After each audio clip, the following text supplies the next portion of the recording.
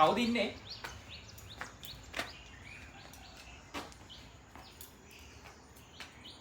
ඔව් මහත්තයා කියන්න. මොකද්ද වාහනේ ප්‍රශ්නේ? නෑ මම මේ බැලුවේ පොඩ්ඩක් මේ වාහනේ හදන කවුරු බාස් කෙනෙක් ඉන්නවද? මං තමයි මෙතන ඉන්න බාස්. ඔයාද බාස්? ඔයාට පුළුවන්ද වාහන හදන්න? පුළුවන්. බයික් එකනේ. අපි බලමු.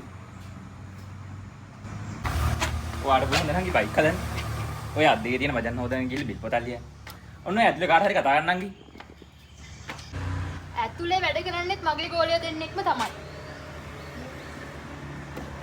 මහත්තයාට ප්‍රශ්න තියෙන්නේ බයික් එකේද නැත්නම් මේක හදන්නේ කෙල්ලෙක් කියන එකේද?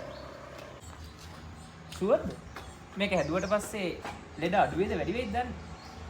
අපි බලමු. ඉස්සෙල්ලා මහත්තයා කියන්නකෝ මොකද්ද වාහනේ ලෙඩේ කියලා?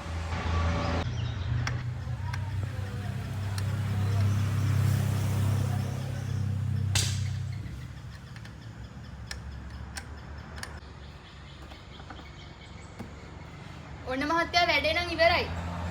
ඇවිල්ලා චෙක් කරලා බලන්නකෝ.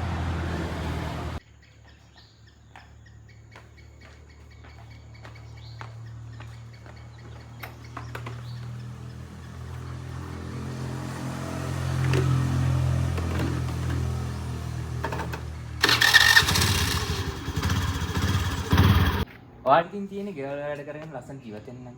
කවුද විශ්වාස කරන්නේ මේක දෙයක් කරයි කියලා? අපි පොඩි කාරණන් ඇහුවේ ඒ කතාව තමයි. ඒත් ඉතින් මේ වගේ වැඩවලට ගැහණු පිළිපියදයක් නැහැ. හිතේ කැමැත්ත තියෙනවා නම්, ආසාව තියෙනවා නම්, හැකියාව තියෙනවා නම් ඒකට ගැහණු පිළිපියදයක් නැහැ.